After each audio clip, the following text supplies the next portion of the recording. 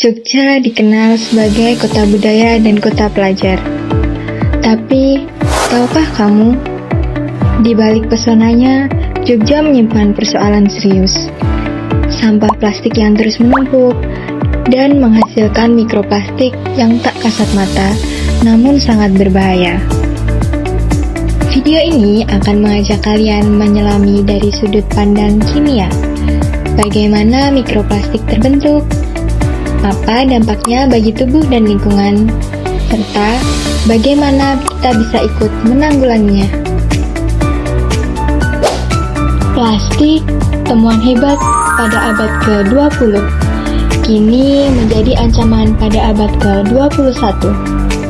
Di balik kemasannya yang praktis, tersembunyi ancaman kecil, sangat kecil, bernama mikroplastik. Mikroplastik adalah fragmen plastik berukuran kurang dari 5 mm. Berdasarkan dari sumbernya, mikroplastik dibedakan menjadi dua, yaitu mikroplastik primer dan mikroplastik sekunder.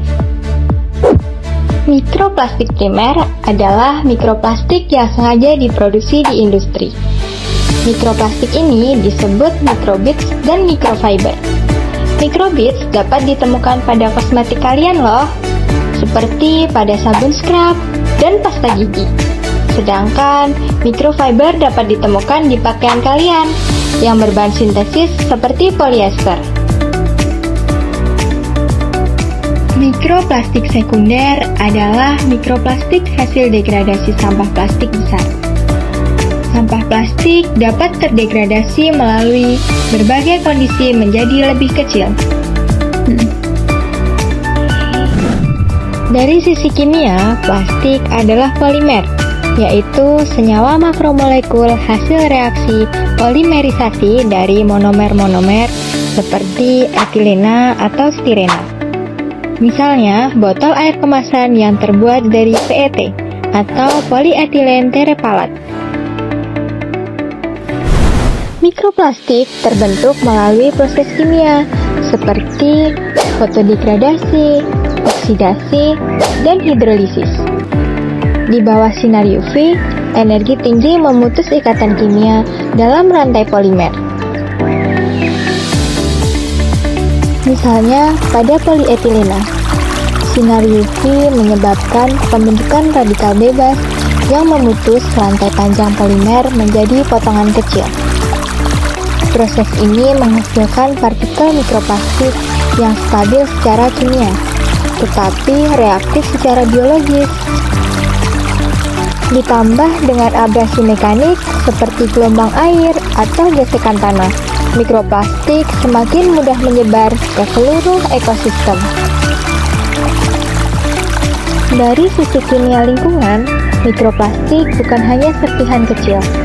Mereka dapat membawa zat aditif seperti BPA atau bisphenol A, ftalat, dan logam berat yang bisa larut dalam air atau terserap oleh makhluk hidup. Zat-zat ini bersifat endokrin disruptor, artinya dapat mengganggu sistem hormon manusia dan hewan. Beberapa studi menunjukkan korelasi dengan kanker, infertilitas, dan gangguan sistem saraf. Bahkan, partikel mikroplastik ini dapat ditemukan dalam udara yang kita hirup, air minum kemasan, hingga asap plastik yang dibakar sembarangan. Semua ini membawa dampak serius, baik secara kimia maupun biologis. Di Jogja, TPS Piyungan menerima sekitar 800 ton sampah per hari. Mayoritas mengandung plastik sekali pakai. Banyak yang akhirnya mencemari sungai dan tanah sekitar. Terlebih lagi, di TPA Piyungan, sampah tidak sepenuhnya dipilah, tetapi langsung dibakar sehingga dapat mencemari udara sekitar. Salah satu solusi yang dapat kita lakukan adalah dengan menggunakan biopolimer atau plastik ramah lingkungan.